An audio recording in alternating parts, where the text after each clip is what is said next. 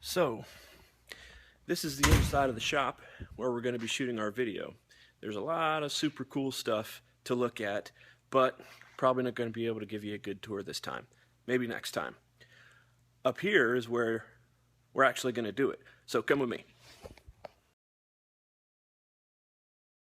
But here's what it looks like in here. This is just a reflector. This is a shotgun mic. This is a softbox. That's what we call a rim light. This is one camera. This is another camera. I'll be over here. Eddie will be there. Try not to bump the shotgun mic. I'm actually wearing a lapel mic. You might be wearing one too. We call these a lavalier or a lav mic.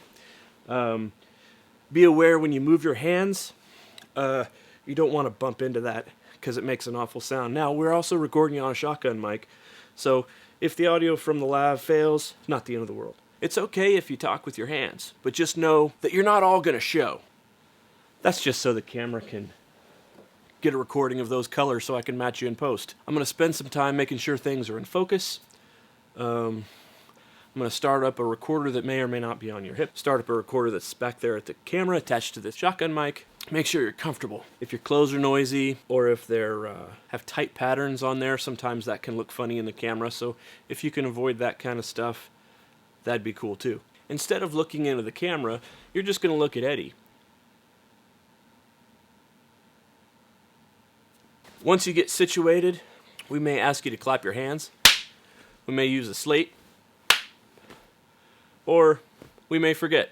Eddie's just going to ask you a few questions and give you the opportunity to say what's on your heart. You may want to try to include part of the question in your answer because Eddie's words are not going to end up in the final video. Try not to move around too much in your seat because I will have trouble keeping you in focus.